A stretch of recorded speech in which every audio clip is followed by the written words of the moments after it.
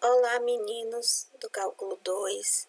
Como eu prometi para vocês, eu vou gravar alguns vídeos para ajudar vocês a não ficarem tão ociosos em casa e começar a estudar um pouco de cálculo, já se preparando aí para o nosso retorno, né, que espero que seja em breve, e se preparando já para a próxima avaliação, tá?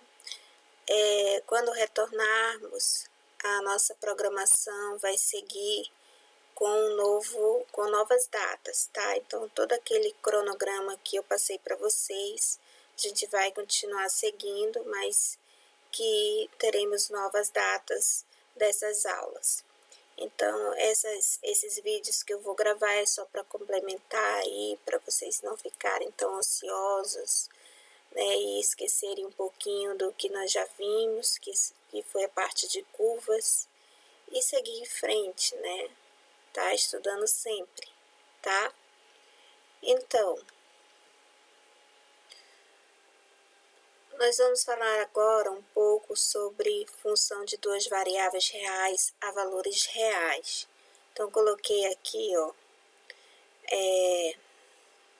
o eixo, o sistema de coordenadas x e y, e aqui a reta real, tá? Então, o que que nós vamos criar agora? Uma função que sai de um subconjunto aqui do R2, chegando em R, tá? Então, de que forma a gente vai criar essa função? Para que tenhamos uma função, é preciso que eu tenha o domínio, que é um subconjunto do R2, podendo ser o próprio R2, né,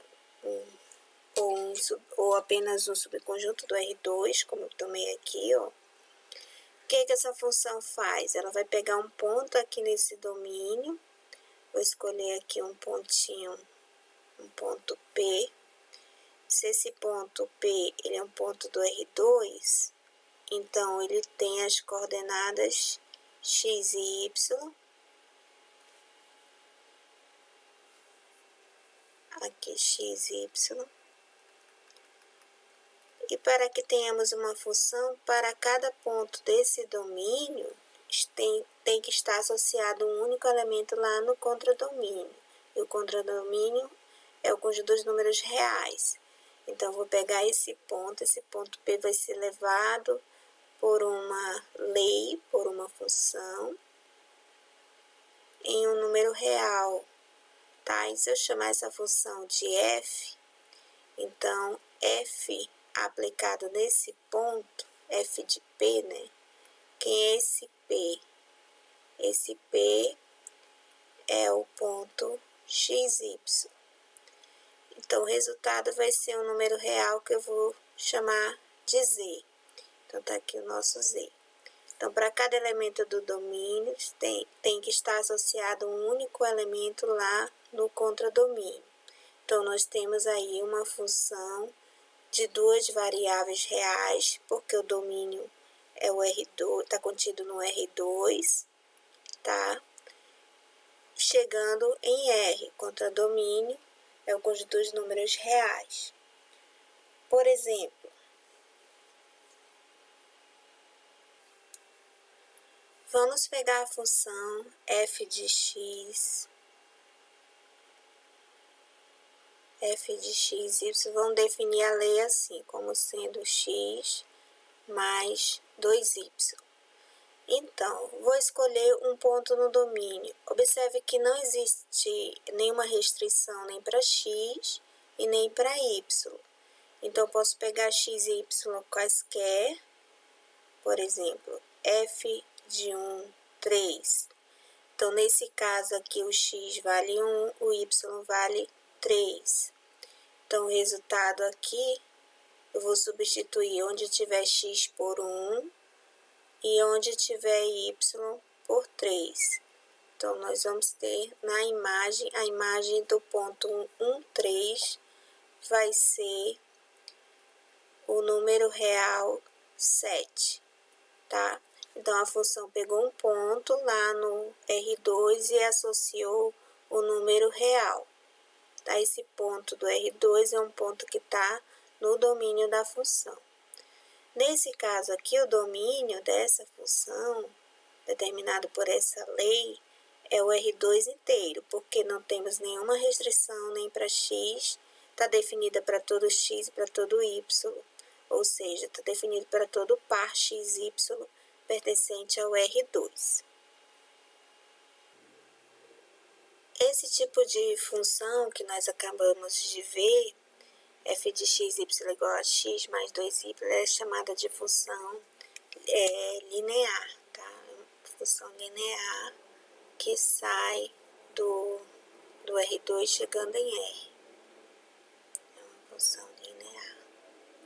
Tá? Na realidade, a função linear, de modo geral, você pode escrever ela no formato ax mais by. A e b são números reais, tá? Exemplo 2. Vou pegar a função, vou definir a lei f de x, y igual a 1 sobre x mais y. Então, aqui, essa função ela não está definida quando o denominador é igual a zero. E quando o denominador é igual a zero, ou seja, quando é que x mais y igual a zero, eu posso escrever quando y for igual a menos x. Então, essa função não está definida para os pontos da forma x menos x, tá? Incluindo o 0, 0, né? Porque quando x for 0, vai ficar o ponto 0, 0, vai dar 0 no denominador. Quando x for 2 e o y menos 2, vai dar 0 no denominador, né? Então, ou seja, quando o y for o oposto do x, né? Quando o x for 10 e o y menos 10, vai zerar o denominador. Então, essa função não está definida para esses pontos da forma x menos x, tá? Ok? Então, para analisar o domínio da função, você verifica para que pontos da forma x, y essa função está definida.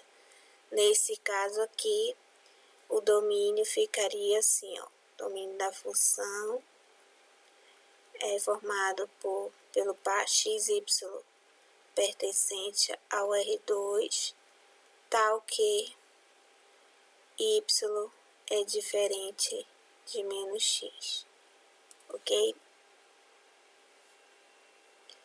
Esse tipo de função é chamado de função racional, tá? Função racional, porque a função racional ela é escrita como p de x, y sobre uma função q de x, y. No caso aqui, a função p de x, y é a função constante 1 e a função q de x, y é x mais y, tá? Onde q de x, y tem que ser diferente de zero. Então, essas funções são chamadas aqui de funções racionais. Vamos ver mais um exemplo? Esse exemplo aqui, eu tenho a função f que sai do R2, ela pega um ponto no R2 e associa um número real, né? Apesar de não aparecer o y aqui, mas ela ainda assim, né, ela vai estar definida para todo o y, só que a gente tem que verificar quais são os valores de x que satisfazem essa condição, né? Que nós temos aqui como resultado um número real. Então, para que ela esteja bem definida, temos que analisar o domínio, ou seja, 1 menos x ao quadrado tem que ser o quê? Maior ou igual que 0. E aí, resolvendo os cálculos, nós vamos ter menos x ao quadrado maior ou igual que menos 1, multiplicando essa inequação por menos 1, obtemos x ao quadrado menor ou igual que 1, certo?